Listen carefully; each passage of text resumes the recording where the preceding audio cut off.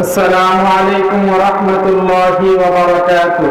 وعليكم السلام ورحمة الله وبركاته. الحمد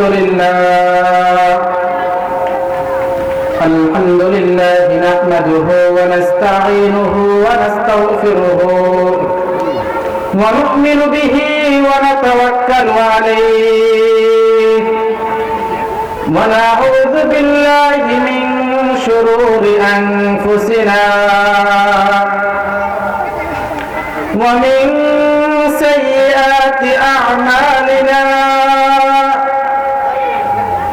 من يهده الله فلا مضل له ومن يضلله فلا هادي له ونشهد أن لا إله إلا الله وحده لا شريك له ونشهد أن سيدنا وسندنا وحبيبنا وحبيب ربنا وطبيبنا وطبيب قلوبنا وأولانا ومولانا محمدا عبده ورسوله أرسله بالحق بشيرا ونذيرا وداعيا إلى الله بإذنه وسراجا منيرا. أما بعد فقد قال الله تعالى في كلامه المجيد: أعوذ بالله من الشيطان الرجيم. بسم الله الرحمن الرحيم.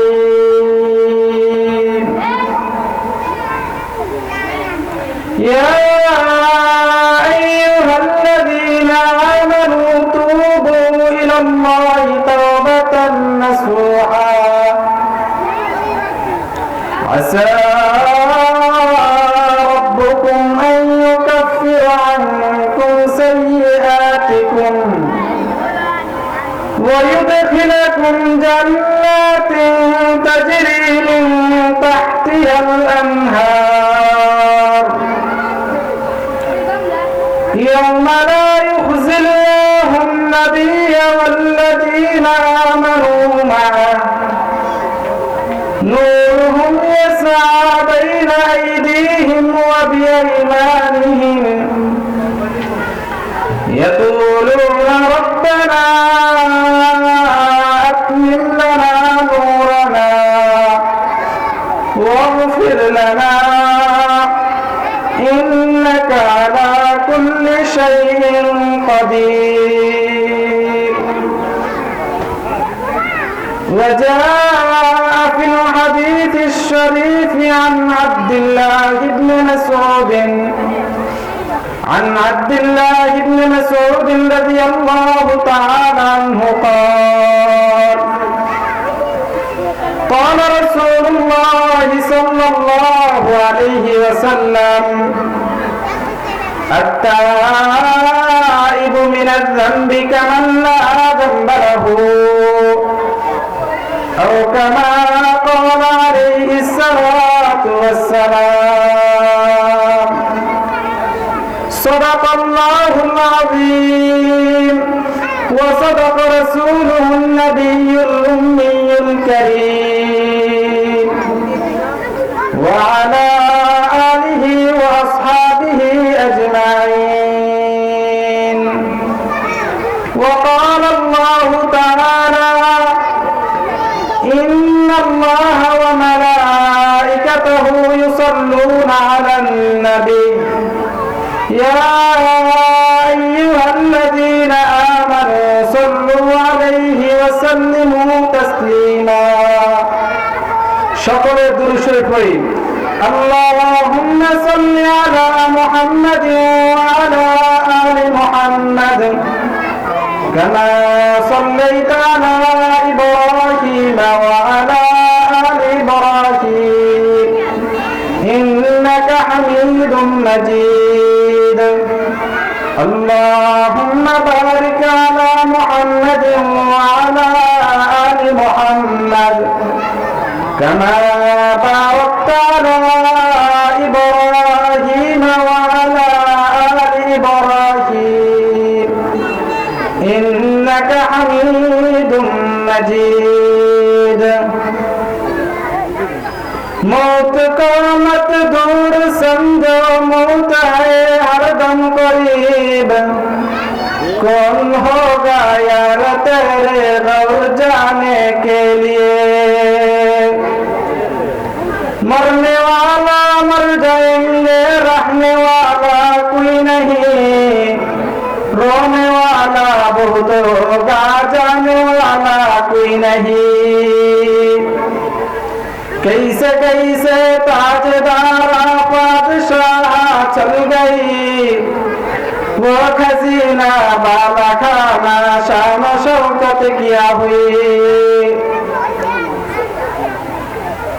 সকলে একটু জিকির করি লা ইলাহা ইল্লাল্লাহ লা ইলাহা ইল্লাল্লাহ লা ইলাহা ইল্লাল্লাহ লা ইলাহা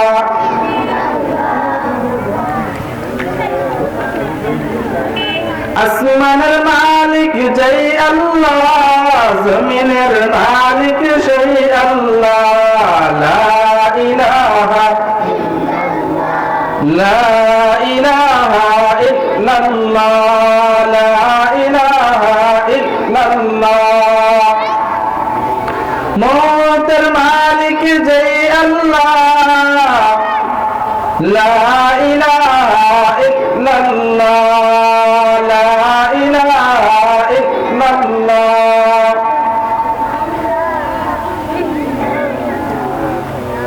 পূর্ব মান্দাতলী ইসলামিয়া দারুল উলুম মাদ্রাসার উদ্যোগে আয়োজিত সম্মানিত সভাপতি আমন্ত্রিত উলামা ইকরাম আজকের মাহফিলের প্রথম অধিবেশনে সম্মানিত সভাপতি ও শ্রোতাবৃন্দ পর্দার আড়ালের মা ও বোনেরা আলহামদুলিল্লাহ আল্লাহ তাআলা দরবারে লাখো কোটি শুকরিয়া যে আল্লাহ তাআলা আমাদেরকে আল্লাহ তাআলার এক মহৎ সম্মানিত মাঠের মধ্যে রহমতের বাড়িদারা সামিয়ারের তলায় আল্লাহ তাআলার ঘরে বসার এবং কিছু কথা বলার এবং শোনার তৌফিক দান করেছেন একজন আমরা সকলে দিল থেকে মন ভরে কালিমাতুশ শুকর আদায় করি আলহামদুলিল্লাহ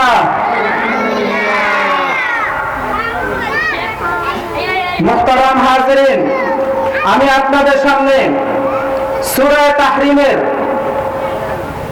8 নম্বর আয়াত এবং ইবনে মাজাহ শরীফের একটি হাদিস পাঠ করেছি এই আয়াত এবং হাদিসের সমন্বয়ে আল্লাহ তাআলা যে এই আয়াতের মধ্যে এবং রাসূলুল্লাহ সাল্লাল্লাহু আলাইহি ওয়াসাল্লাম যে হাদিস শরীফ পাঠ করেছি এই হাদিসের মধ্যে তওবা সম্পর্কে বলেছেন মুহতারাম হাজিরিন আমরা দুনিয়াতে যত মানুষই থাকি না কেন আমরা সকলেই গুনাহগার আমাদের গুনাহকে পরিষ্কার করার জন্য একটাই মাধ্যম হলো তওবা আমরা যখন তওবা করব তখন আল্লাহ তাআলা আমাদের গুনাহকে ক্ষমা করে দিবেন আমাদের গুনাহকে ক্ষমা করে দিয়ে আল্লাহ তাআলা কি কি পুরস্কার দিবেন আল্লাহ তাআলা পবিত্র কোরআনের মধ্যে বলেছেন রাসূলুল্লাহ সাল্লাল্লাহু আলাইহি ওয়াসাল্লামের অসংখ্য হাদিসের মধ্যে বলেছেন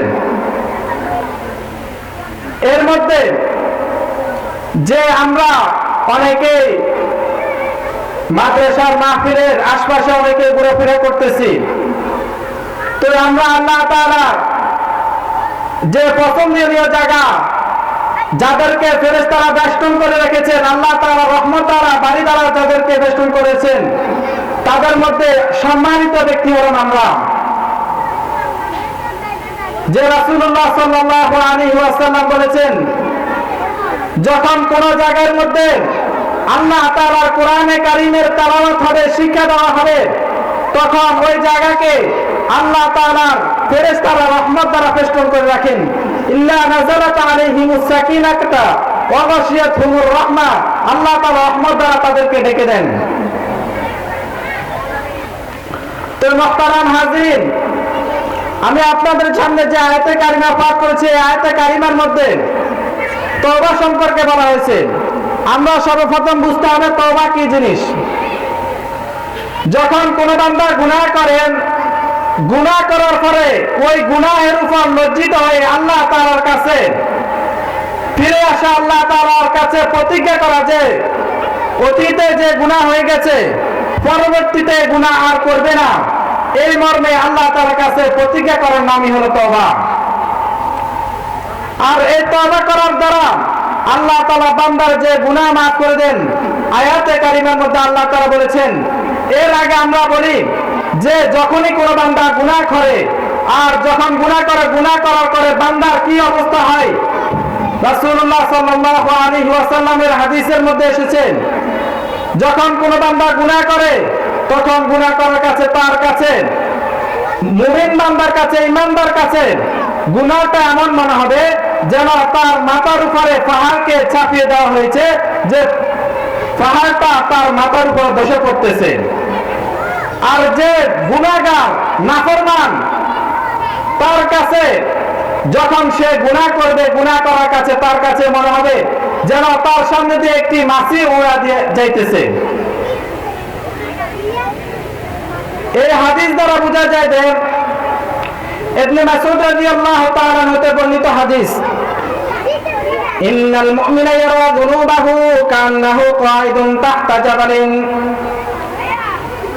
যখন কোন মুমিন গুনাহ করে তখন তার কাছে মনে হবে যেন তার মাথার উপর দিয়ে সে যেন একটি পাহাড়ের নিচে বসে আছে, তার মাথার উপরে পাহাড়কে বসিয়ে দেওয়া হয়েছে। ওয়া ইন্নাল মুনাফিকা ওয়া ইন্নাল ফাজিরা ইয়ারা যুনুবাহু কাযুবাবিন মাররা আলা আনফিহি। আর যখন কোন নাফরমান গুনাহ করে তখন তার কাছে মনে হবে সে যেন তার সামনে দিয়ে একটি মাছি গেল, মাছি যাওয়ার দ্বারা তার কাছে যেমন কোনো কিছু মনে হলো না, একজন নাফরমানের কাছে গুনাহটা সেই রূপ মনে হবে। তো আমাদেরকে জানতে হবে যে যে মুমিন গুনাহ করার পর আল্লাহ তাআলার কাছে তওবা করে, তখন তওবা করলে আল্লাহ তাআলা তাকে কি পুরস্কার দিবেন। সূরা তাহরিমের 8 নম্বর আয়াতের মধ্যে আল্লাহ তাআলা বলেন, ইয়া আইয়ুহাল্লাযীনা আমানু তুবু ইয়া আইয়ুহাল্লাযীনা আমানু তুবু ইলাল্লাহি তাওবাতান নাসুহা।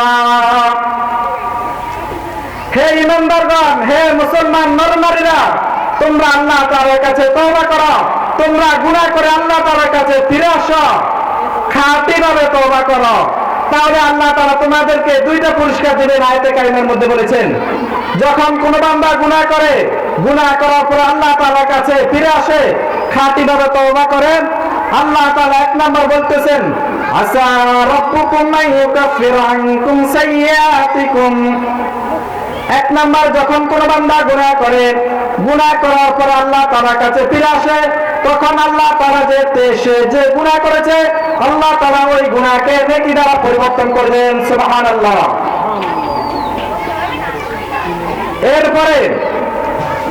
এরপরে যে গুনাহ থেকে ফিরে আসে আল্লাহ তাআলার কাছে তওবা করবে, আল্লাহ তাআলা তাকে জান্নাত দান করবেন।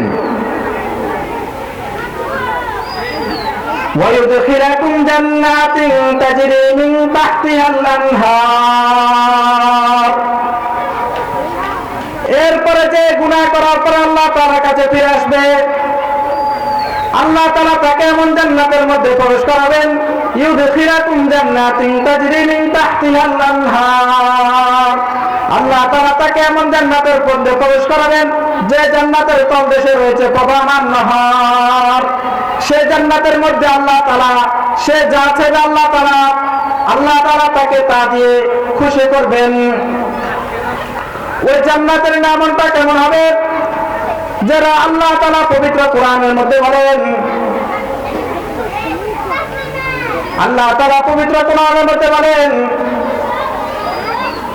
যে আল্লাহ তাআলা ওই বান্দা যখন আল্লাহ তাআলার কাছে কোনো কিছু চাইবে, চাওয়ার সাথে সাথে তার কাছে এসে যা চাইবে আল্লাহ তাআলা তার সামনে এনে উপস্থিত করে দিবেন। যখন কোন বান্দা তওবা করবে তখন আল্লাহ তাআলা তাকে জান্নাত দিয়ে খুশি করবেন, আর ওই জান্নাতের মধ্যে সে যা চাইবে আল্লাহ তাআলা তাকে তা দিয়ে খুশি করবেন। এরপরে বলেন ইয়াওমা লা ইখজিল্লাহুন নাবিয়্যা ওয়াল্লাযীনা আমানু মা'আ, যে যারা তওবা করবে কাল কিয়ামতের ময়দানে আল্লাহ তাআলা আল্লাহ রাসূলের সাথে যারা ঈমানদার ছিল আল্লাহ তাআলা তাদেরকে লাঞ্ছিত করবেন না। আল্লাহ তাআলা লাঞ্ছিত করবেন না, আল্লাহ তাআলা তাদেরকে জান্নাত দিবেন। জান্নাত দেওয়ার পরে আল্লাহ তাআলা বলবেন নূরুহুম ইয়াসা বাইনা আইদিহিম ওয়া বিআইমানিহিম, ওই যারা জান্নাতের মেহমান হবে তাদের ডানে পাশে আল্লাহ তাআলা নূরগুলো ছুটাছুটি করবে। তখন মুমিনরা বলবে ইয়াকুলুনা রাব্বানা আতমিল লানা নূরানা, তখন মুমিনরা বলবে রব্বানা আতমিল লানা নূরানা, হে আল্লাহ আপনি আমাদের নূরকে, আমাদের আলোকে, আমাদের আলোক উজ্জ্বলকে পরিপূর্ণ করে দেন। ওয়াগফির লানা, আপনি আমাদেরকে ক্ষমা করে দেন। ইন্নাকা আলা কুল্লি শাইইন কাদির, নিশ্চয় আল্লাহ তাআলা সর্ববিষয়ে ক্ষমতাবান। তো মুহতারাম হাজিরিন, এই আয়াতে কারিমার মাধ্যমে বোঝা যায় যে যখন কোন বান্দা গুনাহ করে, গুনাহ করার পরে আল্লাহ তাআলার কাছে ফিরে আসে, আল্লাহ তাআলা তার ওই গুনাহকে নেকি দ্বারা পরিবর্তন করে দেন। এরপর আল্লাহ তাআলা তাকে জান্নাত দান করেন, যে জান্নাতের তলদেশে রয়েছে প্রবাহমান নহর। তো এই কোরআনে কারীমের মধ্যে যে আয়াতে কারিমার মধ্যে যেটা বলা হয়েছে তওবাকারীর, রাসূলুল্লাহ সাল্লাল্লাহু আলাইহি ওয়াসাল্লাম কি বলে আমরা সেটা জানতে হবে। যে রাসূলুল্লাহ সাল্লাল্লাহু আলাইহি ওয়াসাল্লাম যারা তওবা করে তাদের ব্যাপারে কি বলেছেন। এর আগে আমাদের জানতে হবে যে রাসূলুল্লাহ সাল্লাল্লাহু আলাইহি ওয়াসাল্লাম যিনি বিশ্ব নবী, মহানবী, সারা বিশ্বের নবী, যার কোনো গুনাহ নাই, যিনি তার গুনাহ না থাকা সত্ত্বেও তিনি দৈনিক এক হাদিস অনুযায়ী তিনি আল্লাহ তাআলার কাছে 70 বার ইস্তিগফার করতেন, তওবা করতেন। আরেক হাদিসের মধ্যে আরেক হাদিস দ্বারা বোঝা যায় যে রাসূলুল্লাহ সাল্লাল্লাহু আলাইহি ওয়াসাল্লাম দৈনিক 100 বার আল্লাহ তাআলার কাছে তওবা করতেন, ইস্তিগফার করতেন। আল্লাহ তাআলা সূরা ফাতির দ্বিতীয় আয়াতের মধ্যে বলেন লিয়াগফিরা লাকাল্লাহু মা তাকাদ্দামা মিন যামবিকা ওয়া মা তাআখার ওয়া ইউতিম্মা নি'মাতাহু আলাইকা ওয়া ইয়াহদিয়াকা সিরাতাম মুস্তাকিমা, যে আল্লাহ তাআলা তার পূর্বের এবং পরের সমস্ত গুনাহকে আল্লাহ তাআলা মাফ করে দিয়েছেন। তারপর আল্লাহর হাবিব প্রতিদিন আল্লাহ তাআলার কাছে তওবা করতেন। মুসনাদ আহমদের 226 নম্বর হাদিস দ্বারা বোঝা যায় যে রাসূলুল্লাহ সাল্লাল্লাহু আলাইহি ওয়াসাল্লাম দৈনিক 100 বার আল্লাহ তাআলার কাছে তওবা করেছেন।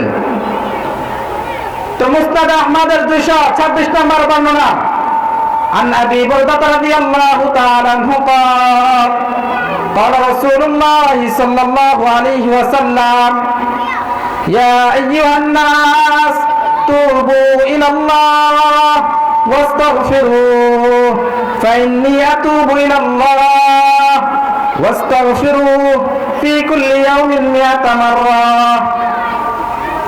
যে আবু বুরদা রাদিয়াল্লাহু তাআলা আনহু সূত্রে বর্ণিত যে রাসূলুল্লাহ সাল্লাল্লাহু আলাইহি ওয়াসাল্লাম ইরশাদ করেছেন, হে মানুষ সকল তোমরা শোনো, তুবু ইলাল্লাহ, তোমরা আল্লাহ তাআলার কাছে তওবা করো, ওয়াস্তাগফিরু, তোমরা আল্লাহ তাআলার কাছে কি ইস্তিগফার করো। তো রাসূলুল্লাহ সাল্লাল্লাহু আলাইহি ওয়াসাল্লাম যিনি উম্মতদেরকে বলেছেন তোমরা আল্লাহ তাআলার কাছে ফিরে আসো, তওবা করো এবং ইস্তিগফার করো, ফাইন্নী আতুবু ইলাইহি, কেননা আমি প্রতিদিন আল্লাহ তাআলার কাছে তওবা করি, ওয়াস্তাগফিরুহু, আমি আল্লাহ তাআলার কাছে ক্ষমা প্রার্থনা করি, ফি কুল্লি ইয়াউমিন 100 মাররা, আমি আল্লাহ তাআলার কাছে প্রতিদিন আল্লাহ তাআলার কাছে 100 বার তওবা প্রার্থনা করি। তো আল্লাহ রাসূল উম্মতদেরকে শিখিয়ে দিয়েছেন। তো যদি বান্দা আল্লাহ তাআলার কাছে তওবা করে, আল্লাহ তাআলা ইউমাত্তিকুম মাতাআন হাসানা, আল্লাহ তাআলা তাকে একটি সুন্দর জীবন দিয়ে দিবেন। সে সুন্দর জীবনটা কেমন হবে? সেই সুন্দর জীবনটা আল্লাহ তাআলা তার যখন যা দরকার আল্লাহ তাআলা তা দিয়ে তাকে খুশি করে দিবেন। এরপরে আমাদের বুঝতে হবে যে রাসূলুল্লাহ সাল্লাল্লাহু আলাইহি ওয়াসাল্লামের জামানায় অনেকেই গুনাহ করেছে। গুনাহ করার পরে যে আল্লাহ তাআলার কাছে ফিরে এসেছে, আল্লাহ তাআলার কাছে সেই সবচেয়ে বেশি দামি হয়েছে। যে বুখারী শরীফের একটি হাদিস শরীফের মধ্যে আছে, আবু হুরায়রা রাদিয়াল্লাহু তাআলা সূত্রে বর্ণিত যে রাসূলুল্লাহ সাল্লাল্লাহু আলাইহি ওয়াসাল্লামের দরবারে যে একজন সাহাবী আসলো, যে রাসূলুল্লাহ সাল্লাল্লাহু আলাইহি ওয়াসাল্লামকে বলল, ইয়া রাসূলুল্লাহ, আমি গুনাহ করে ফেলছি, আমাকে পবিত্র করে ফেলুন। তখন রাসূলুল্লাহ সাল্লাল্লাহু আলাইহি ওয়াসাল্লাম বললেন, আমি তোমাকে কেন পবিত্র করব? তখন সে বলল, হে আল্লাহর রাসূল, আপনি আমাকে পবিত্র করে ফেলুন, আমি জিনা করে ফেলছি। এভাবে তিনবার বলল। তখন রাসূলুল্লাহ সাল্লাল্লাহু আলাইহি ওয়াসাল্লাম তাকে পাথর নিক্ষেপ করার জন্য বললেন। তখন সাহাবায়ে ইকরাম তাদেরকে পাথর নিক্ষেপ করতে করতে এমন এক অবস্থা করলো যে সে মৃত্যুবরণ করলো। আবার ওই রাসূল সাল্লাল্লাহু আলাইহি ওয়াসাল্লাম ওই ব্যক্তিরই জানাজা দিয়েছেন। তখন ওমর ইবনে খাত্তাব রাদিয়াল্লাহু তাআলা বললেন, হে আল্লাহর রাসূল, আপনি তাকে পাথর নিক্ষেপ করার জন্য বললেন, আবার আপনি কেন তাকে তার জানাজা দেওয়ার জন্য বলেন? তখন রাসূলুল্লাহ সাল্লাল্লাহু আলাইহি ওয়াসাল্লাম বলেন, তুমি কি জানো সে তাকে যখন পাথর নিক্ষেপ করা হলো তখন সে মনে মনে আল্লাহ তাআলার কাছে তওবা করলো যে তওবাটা মদিনার 70 জন মাঝে ভাগ করে দেওয়া হলো তারটা অনেক উপর হবে, ওইটাই উত্তম হবে। তখন রাসূলুল্লাহ সাল্লাল্লাহু আলাইহি ওয়াসাল্লাম এই সাহাবীর ব্যাপারে স্বীকৃতি দিয়েছেন যে আল্লাহ তাআলা তাকে মাফ করে দিয়েছেন। তো ওই ব্যক্তি যারা করা সত্ত্বেও আল্লাহ তাআলার কাছে ক্ষমা চেয়েছেন, আল্লাহ তাআলা মাফ করে দিয়েছেন। যার হাদিসে রাসূলুল্লাহ সাল্লাল্লাহু আলাইহি ওয়াসাল্লাম বলেন, যখন কোন বান্দা গুনাহ করে তখন আল্লাহ তাআলার কাছে যখন মাফ চায় তখন আল্লাহ তাআলা বলেন, হে ফেরেশতারা, তোমরা সাক্ষী থাকো যে আমার এই বান্দা সাক্ষী দিচ্ছে যে আমার এমন একজন প্রভু আছে যিনি শাস্তিও দান করেন, ক্ষমা প্রার্থনা করেন। তখন আল্লাহ তাআলা ফেরেশতাদেরকে সাক্ষী রেখে বলেন, হে ফেরেশতারা, তোমরা সাক্ষী থাকো আমি তাকে ক্ষমা করে দিয়েছি। তখন সে কিছুদিন আল্লাহ তাআলার হুকুম সবকিছু পালন করতেছে। এরপর আবার কিছুদিন সে গুনাহের মধ্যে লিপ্ত হয়ে গেল। তখন আবার আল্লাহ তাআলার কাছে বলল, হে আল্লাহর রাসূল, ওই বান্দা আল্লাহ তাআলার কাছে বলল, হে আল্লাহ, আমি গুনাহ করে ফেলছি, আল্লাহ আপনি আমাকে ক্ষমা করে দেন। তখন আল্লাহ তাআলা বলেন, হে ফেরেশতারা, তোমরা সাক্ষী থাকো আমার এই বান্দা সাক্ষী দিচ্ছে যে আমার এমন একজন প্রভু আছে যিনি শাস্তিও দান করেন এবং ক্ষমাও করেন। তখন ওই বান্দাকে ফেরেশতাদেরকে সাক্ষী রেখে আল্লাহ তাআলা আবার ক্ষমা করে দেন। এভাবে তিনবার যখন সে আল্লাহ তাআলার কাছে তওবা করে তখন আল্লাহ তাআলা বলেন, এই শুনে রাখো ফেরেশতারা, আমার এই বান্দা যতদিন তওবা করবে আমি তাদের ক্ষমা করে দিব, সে যা ইচ্ছা করুক। তাহলে এই হাদিস দ্বারা বোঝা যায় যখন কোন বান্দা গুনাহ করে, গুনাহ করার পর আল্লাহ তাআলার কাছে তওবা করে, আল্লাহ তাআলা তাকে মাফ করে দেন। এরপরে রাসূলুল্লাহ সাল্লাল্লাহু আলাইহি ওয়াসাল্লাম বলেছেন, দুনিয়ার মধ্যে যত মানুষ আছে সকলেই গুনাহগার, সকলে অপরাধী। আর অপরাধীর মধ্যে সর্বোত্তম হলো ওই ব্যক্তি যে গুনাহ থেকে ক্ষমা প্রার্থনা করে আল্লাহ তাআলার কাছে। তিরমিজি শরীফের হাদিস 2499 হাদিস, যে রাসূলুল্লাহ সাল্লাল্লাহু আলাইহি ওয়াসাল্লাম বলেছেন, আনাস রাদিয়াল্লাহু তাআলা সূত্রে বর্ণিত যে রাসূলুল্লাহ সাল্লাল্লাহু আলাইহি ওয়াসাল্লাম বলেছেন, কুল্লু বানি আদম খাত্তা ওয়া খায়রুল খাত্তাইন আত-তাওয়াবুন। প্রত্যেক বনি আদমই গুনাহগার, প্রত্যেক বনি আদমই অপরাধী। আর অপরাধীর মধ্যে সর্বোত্তম হলো ওই ব্যক্তি যে আল্লাহ তাআলার কাছে তওবা করে। আর যে আল্লাহ তাআলার কাছে তওবা করে গুনাহের জন্য, আল্লাহ তাআলা তাকে নিষ্পাপ করে দেন। এরপরে ইবনে মাজার হাদিস দ্বারা বোঝা যায়, ইবনে মাসউদ রাদিয়াল্লাহু তাআলা সূত্রে বর্ণিত, قال رسول الله صلى الله عليه وسلم আত-তাইবু মিনাজ যামবি কামান লা যামবা লাহু, গুনাহ থেকে যে তওবা করে আল্লাহ তাআলা তাকে গুনাহ ছাড়া, অর্থাৎ আল্লাহ তাআলা তাকে গুনাহ ছাড়া করে দেন, তাকে নিষ্পাপ করে দেন। তো আমরা আল্লাহ তাআলার কাছে যখন গুনাহ করব, আল্লাহ তাআলার কাছে ক্ষমা প্রার্থনা করব। যে আল্লাহ তাআলার কাছে ক্ষমা প্রার্থনা করব কিভাবে?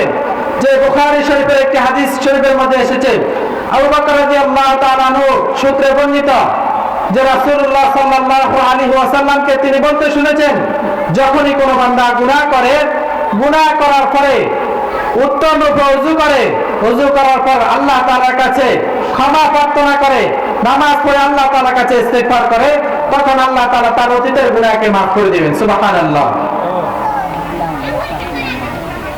তো আল্লাহ তাআলা যে গুনাহ করবে, গুনাহ করার পরে আল্লাহ তাআলার কাছে তওবা করবে, ওই ব্যক্তি একমাত্র আল্লাহ তাআলার কাছে উত্তম।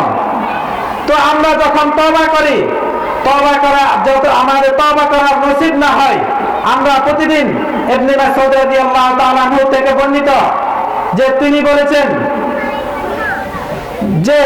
যে ব্যক্তি এই একটা ইস্তেগফার প্রতিদিন পাঠ করবে, আল্লাহ তাআলা তার যদি গুনাহ সমুদ্রের পরিমাণ হয়, আল্লাহ তাআলা তার গুনাহকে মাফ করে দিবেন। সেই ইস্তেগফার হলো কি? আস্তাগফিরুল্লাহাল্লাযী লা ইলাহা ইল্লা হুয়াল হাইয়ুল কাইয়্যুম ওয়া আতুবু ইলাইহি। যে ব্যক্তি প্রতিদিন এই ইস্তেগফারকে 3 বার করে পড়বে, আল্লাহ তাআলা তার গুনাহ যদি সমুদ্রের পরিমাণ হয়, আল্লাহ তাআলা তা ক্ষমা করে দিবেন। এরপরে আমাদেরকে বুঝতে হবে, আমরা যখন গুনাহ করি, গুনাহ করার পর আমাদের অন্তরের মধ্যে একটি কালো দাগ পড়ে। ওই কালো দাগকে মোছার জন্য একটাই মাধ্যম হলো, সেটা হলো তওবা। তিরমিজি শরীফের 3334 নম্বর হাদিসের বর্ণনা, عن أبي هريرة رضي الله تعالى عنه قال قال رسول الله صلى الله عليه وسلم إن المؤمن إذا أذنب كانت نقطة سوداء। যখন কোন বান্দা গুনাহ করে, গুনাহ করার পরে তার অন্তরের মধ্যে একটি কালো দাগ পড়ে, কালো দাগ পড়ার কারণে তার অন্তরটা কালো হয়ে যায়। যখন সে গুনাহ করে, গুনাহ করতে করতে তার অন্তরটা একেবারে কালো হয়ে যায়। আর যখন কালো দাগটা দূর করবে, যখন আল্লাহ তাআলার কাছে তওবা করবেন, তখন আল্লাহ তাআলা তার কালো দাগকে দূর করে দিবেন। ফাইন তাবা ওয়া নাযা, যখন সে তওবা করবে, তওবা থেকে ফিরে আসবে, ওয়াস্তাগফারা সুকিলা কলবুহু, যখন সে আল্লাহ তাআলার কাছে ফিরে যাবে, তখন আল্লাহ তাআলা তার অন্তর থেকে সে দাগকে মুছে দিবেন।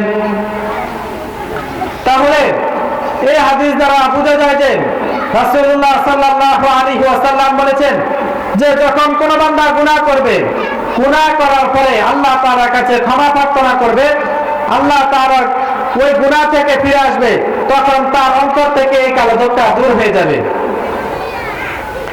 মেরে ভাই, দুস্থ বুজুর্গ, এরপরে আমরা কতদিন জীবিত থাকবো না কেন, আমরা একদিন মৃত্যুবরণ করতে হবে। মৃত্যুর পূর্বে আমরা আমাদের সামানকে তৈরি করে যাব। আমরা যদি আল্লাহ তাআলার কাছে তওবা করে যাই, আমাদের কৃতকর্মের কথা আল্লাহ তাআলার কাছে স্বীকার করে যাই, তাহলে আল্লাহ তাআলা আমাদেরকে মাফ করে দিবেন। যে আয়েশা রাদিয়াল্লাহু তাআলার সূত্রে হাদিসটি বর্ণিত, যে রাসূলুল্লাহ সাল্লাল্লাহু আলাইহি ওয়াসাল্লাম বলেছেন, ইন্নাল আবদা ইযা তারাকা সুম্মা তাবা তাবাল্লাহু আলাইহি। যখন কোন বান্দা আল্লাহ তাআলার কাছে তার গুনাহের কথা স্বীকার করে, আল্লাহ তাআলার কাছে তওবা করে, তখন আল্লাহ তাআলা তার তওবাকে কবুল করেন। সুবহানাল্লাহ। এরপরে যে আমাদের কতদিন পর্যন্ত আমাদের এই তওবাটা আমরা আল্লাহ তাআলার কাছে করলে আল্লাহ তাআলা আমাদের তওবা কবুল করবেন। যে আব্দুল্লাহ ইবনে ওমর রাদিয়াল্লাহু তাআলা সূত্রে বর্ণিত, রাসূলুল্লাহ সাল্লাল্লাহু আলাইহি ওয়াসাল্লাম ইরশাদ করেছেন, ইন্নাল্লাহা ইয়াকবালু তাওবাতাল আবদি মা লাম ইউগারগির।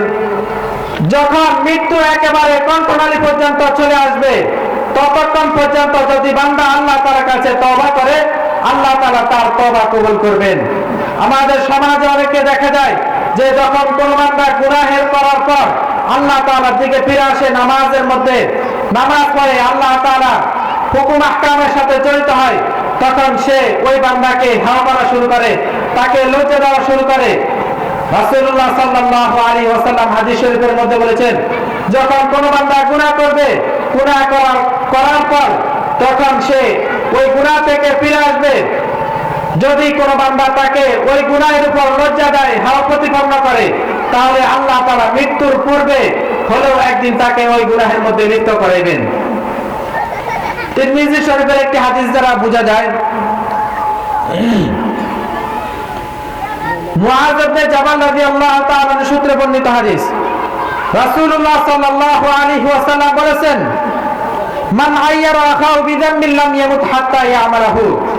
যখন কোন বান্দা গুনাহ করে, গুনাহ করার পরে আল্লাহ তাআলার পথের দিকে ফিরে আসে, আল্লাহ তাআলার কাছে গুনাহের পর, গুনাহ করার পর কোন বান্দা যদি তার ভাইকে লজ্জা দেয়, তাকে খোঁটা দেয়, আল্লাহ তাআলা মৃত্যুর পূর্বে একদিন হলেও তাকে ওই গুনাহের মধ্যে লিপ্ত করাবেন। মুহতারাম হাজরিন, আমাদের এখন একটাই উপায়, আমরা কিভাবে গুনাহ থেকে ফিরে আসবো। সামনে আমাদের মাহে রমজান, মাহে রমজান আসার আগে আগে আমরা আল্লাহ তাআলার কাছে তওবা করব। আল্লাহ তাআলার কাছে তওবা করে আমরা আল্লাহ তাআলার কাছে ফিরে এসে আল্লাহ তাআলার রমজান মাসে নেক আমল যেন আমরা বেশি বেশি করতে পারি, আল্লাহ তাআলার কাছে তওবা করব। এর আগে আমরা এই দুনিয়াতে একেবারে থাকার জন্য আসি নাই, আমরা দুনিয়াতে আসছি কিছু নেক আমল করে আখিরাতে যাওয়ার জন্য। দুনিয়াতে যত মানুষ আসে না কেন সকলেই হলো কবরের যাত্রী। যেমনি ভাবে এই দুনিয়াতে যখনই কোন সময় মানুষ, সকল মানুষ মুসাফিরের মতো, মুসাফির বলতে আমরা যেমন আমরা কোনো কাজের জন্য কোন এক জায়গায় সফর করি, আমরা ওই জায়গায় থাকার জন্য একেবারে থাকি যায় না, তেমনি ভাবে আমাদের চিন্তা থাকে আমরা যেভাবে কিভাবে আমাদের বাড়িতে ফিরে আসব, আমরা কখন আমাদের বাড়ি ঘর করে চলে আসব, আমরা এরকম চিন্তা ভাবনা করি। আর যখন কোনো বান্দা গুনাহ করে, আর যখন কোনো বান্দা কবরমুখী হয়ে যাবে, তখন তার চিন্তা ভাবনা সবকিছু আখিরাতমুখী হয়ে যাবে। একজন প্রবাসী দিকে তাকাইলে দেখা যায় সে বিদেশে থাকে, ঠিক আছে, তার চিন্তা ভাবনা ঘোরাফার সবকিছু দেশের মধ্যে থাকে।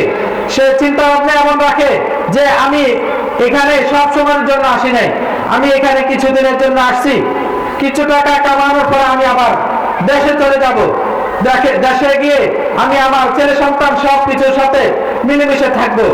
তেমনি ভাবে একজন মুমিন তার চিন্তা ভাবনা এমন থাকা উচিত যে আমি দুনিয়ার না, আর দুনিয়া আমার না। আল্লাহ তাআলা এই দুনিয়াতে সবকিছু আমাদের জন্য সৃষ্টি করেছেন, আর আমাদেরকে সৃষ্টি করেছেন আল্লাহর ইবাদত করার জন্য। যে আল্লাহ তাআলা পবিত্র কোরআনের মধ্যে বলেন, ওয়া মা খালাকতুল জিন্না ওয়াল ইনসা ইল্লা লিয়াবুদুন। আমি মানুষ এবং জিন জাতি সব কিছুকে সৃষ্টি করেছি কি জন্য? আমার ইবাদত করার জন্য। তো বান্দা যদি আল্লাহ তাআলার ইবাদত করার জন্য সৃষ্টি করেছে, তো বান্দাকে যে আল্লাহ তাআলা নিয়ামতগুলো দিয়েছে, এই নিয়ামত সম্পর্কে তো আল্লাহ তাআলা জিজ্ঞাসা করবেন। যে আল্লাহ তাআলা এই দুনিয়াতে সবকিছু আমাদের জন্য বানিয়েছেন, যে আল্লাহ তাআলা আমাদেরকে যে রাজ নিয়ামতগুলো দিয়েছেন, কাল কিয়ামতের ময়দানে আমাদের সকলকে সেই রাজ নিয়ামত সম্পর্কে জিজ্ঞাসা করা হবে।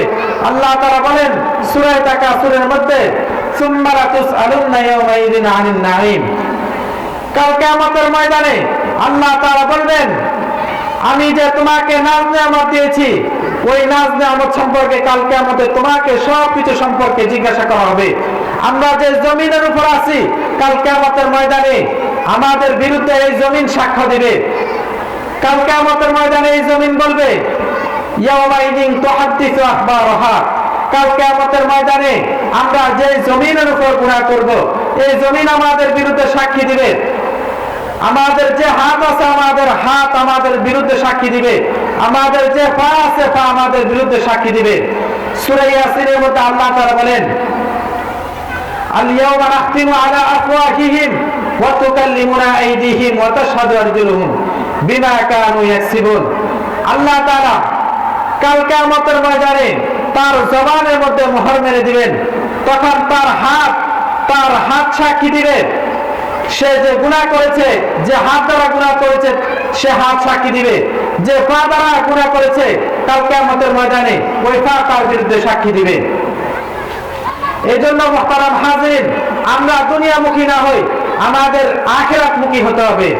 আমরা এই দুনিয়াতে যত মানুষই থাকি না কেন, কবি একটি শেয়ারের মধ্যে বলেছেন, यहाँ हम सब मुसाफिर है कब्र आकर ठिकाना कोई आगे रवाना है कोई पीछे रवाना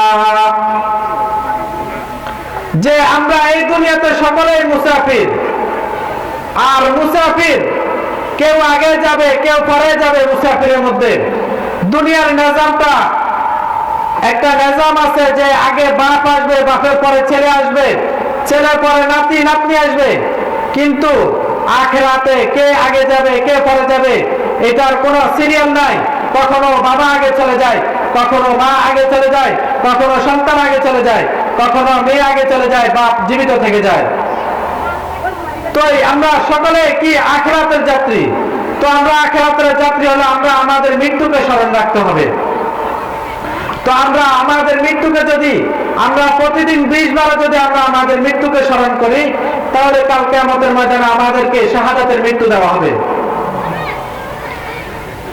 तो আমরা মৌতকে मौत को मत दूर समझो मौत है हरदम करीब कौन होगा यार तेरे गौर जाने के लिए যে আমরা সকলে মৃত্যুকে আমরা দূরে পাওয়া যাবে না আমরা সকলে মৃত্যুকে আমাদের কাছে রাখতে হবে আমরা সকলে মৃত্যুর যাত্রী আমরা মৃত্যুকে দূরে পাওয়া যাবে না আমরা কি মৃত্যুকে একেবারে কাছে রাখতে হবে मौत को मत दूर समझो मौत है हरदम करीब कौन होगा यार तेरे गौर जाने के लिए দুনিয়াতে আমার অনেক লোক থাকবে কিন্তু কবরে আমার সাথে যাওয়ার মতো কেউ থাকবে না এজন্য কবি আরেক শেরের মধ্যে বলেন मौत को मत दूर समझो मौत है हरदम करीब कौन होगा यार तेरे गौर जाने के लिए मरने वाला मर जाएंगे रहने वाला कोई नहीं रोने वाला बहुत होगा जाने वाला कोई नहीं যে আমরা সকলে মৃত্যুবরণ করব কিন্তু আমরা মৃত্যুবরণ করার পর আমাদের সাথে কেউ যাওয়ার জন্য প্রস্তুত হবে না সকলে কাঁদবে কাঁদবে অল্প কিছুদিন এরপরে সকলে আমাদেরকে ভুলে যাবে আমাদের পূর্বে অনেক মানুষ ছিল আমাদের মতো কত শাসক ছিল কত নাফরমান এই দুনিয়াতে রাজত্ব করেছিল সকলে মৃত্যুবরণ করেছে যে হামান কারুন তারা কত বড় রাজত্বওয়ালা লোক ছিল আল্লাহ তাআলা তাদেরকেও মৃত্যু দান করেছেন এই জন্য আমরা আমাদের মৃত্যুকে স্মরণ করতে হবে বেশি বেশি করে তো মৃত্যুকে স্মরণ করব যে এই দুনিয়াতে মধ্যে কত রাজা বাদশা সকলে জীবিত ছিল সকলে চলে গেছে আমাদের মতো কত সুন্দর কত রাজত্বওয়ালা একরা স্মার্ট মানুষ দুনিয়াতে ছিল সকলে মৃত্যুবরণ করেছে তো আমরা আখিরাতমুখী হতে হবে আমাদের এই স্টেজ থেকে আমাদের এই প্যান্ডেল থেকে আমরা এই ভাবনা নিয়ে যাব যে আমরা এই দুনিয়া থাকার জন্য আসি নাই আমরা হলাম কবরের যাত্রী আখিরাতের যাত্রী আমরা আখিরাতে যাওয়ার জন্য আমরা প্রস্তুত হব তো আমরা আল্লাহ তাআলাকে যদি তওবার মাধ্যমে যে তওবা করলে খাঁটি ঈমানের সাথে যদি আমরা তওবা করি তাহলে আল্লাহ তাআলা আমাদেরকে maaf করে দিবেন যে আল্লাহ তাআলা যে হুকুম আহকাম আছে আমরা ওই হুকুম আহকাম সব কিছুকে পালন করব তো আমরা সব কিছুকে আল্লাহ তাআলার হুকুম আহকামের মধ্যে অন্যতম হলো আমাদের জন্য হলো নামাজ এই নামাজের মাধ্যমে কাল কিয়ামতের ময়দানে আল্লাহ তাআলা বান্দার সবচেয়ে হিসাবগুলোর মধ্যে সর্বপ্রথম নামাজের হিসাব নেবেন ওই নামাজ যদি আমার ঠিক হয় তো আমার বাকি আমলও ঠিক হবে আমার যদি নামাজ ঠিক হয় তাহলে আমার বাকি আমলও বরবাদ হয়ে যাবে রাসূলুল্লাহ সাল্লাল্লাহু আলাইহি ওয়াসাল্লাম বলেন আউয়ালু মা ইউহাসাবু বিহিল আবদু ইয়াউমাল কিয়ামাতিস সালাহ কাল কিয়ামতের ময়দানে আমাদের সর্বপ্রথম হিসাব হবে নামাজের এই নামাজের যদি হিসাব আমাদের ঠিকমতো নিতে পারি তাহলে আমাদের বাকিগুলো হিসাব দিতে পারবো এরপরে রাসূলুল্লাহ সাল্লাল্লাহু আলাইহি ওয়াসাল্লাম আরেকটি হাদিসের মধ্যে বলেন মিফতাহুল জান্নাতিস সালাহ এই নামাজ হলো আমাদের চাবি এই নামাজ যেমনিভাবে আপনি দুনিয়ার একটা জিনিসের দিকে তাকান যে মানুষের বানানো একটি তালা যে তারা বৈজ্ঞানিকতার ময়দানে যে আমরা যদি নামাজ ছাড়া না যাই তো আমাদের জন্য আমাদের বেহেশত খুলবে, আমাদের জন্য ওই জান্নাতটা খুলবে না। তেমনি ভাবে আমাদের নামাজের জন্য, আমরা বেহেশতের জন্য আমরা কি করতে হবে? নামাজ পড়তে হবে। আর নামাজের মাধ্যমে আমাদের জন্য আল্লাহ তাআলা গেলে তালা খুলে দেবেন। তো মুহতারাম হাজিরিন, যে আমরা এই তালা খোলার জন্য আমাদের কি করতে হবে? নামাজ পড়তে হবে। আর যদি আমরা নামাজ না পড়ি তাহলে আমাদের জন্য রয়েছে ভয়ঙ্কর আযাব। যদি আমরা এই গুনাহ নিয়ে যাই তাহলে আমাদের জন্য রয়েছে ভয়ঙ্কর আযাব। তো আমরা সকলে নামাজ পড়ব, নামাজের মাধ্যমে আল্লাহ তাআলাকে স্মরণ করব, জিকিরের মাধ্যমে আল্লাহ তাআলাকে স্মরণ করব। যে আমরা জিকিরের মধ্যে যদি আল্লাহ তাআলাকে স্মরণ করি, আল্লাহ তাআলা আমাদেরকে স্মরণ করবেন। ফাযকুরুনি আযকুরুকুম ওয়াশকুরুনি ওয়ালা তাকফুরুন। যদি তোমরা আমাকে স্মরণ করো আমিও তোমাদেরকে স্মরণ করব। যদি তোমরা আমার জিকির করো আরশে আজিমেও আমিও তোমাদেরকে স্মরণ করব। তো আমরা আল্লাহ তাআলা যেন আমাদেরকে স্মরণ করে, আল্লাহ তাআলা যেন হুকুম আহকাম আমরা সুন্দর করে আদায় করতে পারি। তো যেমনি ভাবে আল্লাহ তাআলা যে হুকুম আহকাম আছে, আল্লাহ তাআলার হুকুম আহকামের মধ্যে নামাজ আছে, রোজা আছে, যাকাত আছে, এই সব কিছু আল্লাহ তাআলা বান্দার জন্য দিয়েছেন। আল্লাহ তাআলা এই নামাজটা কিভাবে দিয়েছেন? আল্লাহ তাআলা মেরাজের রজনীতে, আর এখন রজব মাস চলতেছে, এই রজব মাসের মধ্যে আল্লাহ তাআলা মেরাজ থেকে আমাদের জন্য এই নামাজকে উপঢৌকন হিসেবে হাদিয়া দিয়ে আমাদের জন্য নিয়ে আসছেন। এই নামাজ আল্লাহ রাসূল সাল্লাল্লাহু আলাইহি ওয়াসাল্লামকে আল্লাহ তাআলা 50 ওয়াক্ত নামাজ পুরস্কার দিয়েছেন। তো 50 ওয়াক্তের মধ্যে হযরত মুসা আলাইহিস সালাম রাসূলুল্লাহ সাল্লাল্লাহু আলাইহি ওয়াসাল্লাম যখন আসার পথে মুসা আলাইহিস সালামের সাথে সাক্ষাৎ হলো, তখন মুসা আলাইহিস সালামকে বললেন, হে আল্লাহর রাসূল, আল্লাহ তাআলা আপনাকে কি হুকুম দিয়েছেন? তখন তিনি বললেন, আল্লাহ তাআলা আমাকে 50 ওয়াক্ত নামাজ দিয়েছেন। তখন তিনি বললেন, আপনার উম্মত এই 50 ওয়াক্ত নামাজ পড়তে পারবে না। তখন তিনি আবার গেলেন। এইভাবে তিনি 9 বার আল্লাহ তাআলার কাছে গিয়েছেন। আল্লাহ তাআলা 9 বার 5 ওয়াক্ত নামাজ 5 করে সব কিছু কমাই দিয়েছেন। আর একেবারে 9 নাম্বার আল্লাহ তাআলা জায়নাকের জন্য যে 5-এর পর আল্লাহ তাআলা তো প্রতিবার 5 ওয়াক্ত করে কমাই দিয়েছেন। এবার গেলে আল্লাহ তাআলা কত কমাবেন? এই জন্য রাসূল সাল্লাল্লাহু আলাইহি ওয়াসাল্লাম নিজে লজ্জা পাইয়া আর আল্লাহ তাআলার কাছে যান নাই। তিনি এই উম্মতের জন্য 5 ওয়াক্ত নামাজ উপঢৌকন হিসেবে মেরাজ থেকে আমাদের জন্য নিয়ে এসেছেন। তো রাসূলুল্লাহ সাল্লাল্লাহু আলাইহি ওয়াসাল্লাম বলেছেন, যদি কোনো বান্দা এই 5 ওয়াক্ত নামাজ পড়ে আল্লাহ তাআলা তাকে 50 ওয়াক্ত নামাজের সওয়াব দান করবেন। সুবহানাল্লাহ। তো আমরা সকলে নামাজ পড়ার জন্য রাজি আছি তো ইনশাআল্লাহ? তো আল্লাহ তাআলা আমাদেরকে যে কথাগুলো বলা হয়েছে আল্লাহ তাআলা আমাদের সকলকে আমল করার তৌফিক দান করেন। ওয়া আখির দাওয়ানা আলহামদুলিল্লাহি রাব্বিল আলামিন।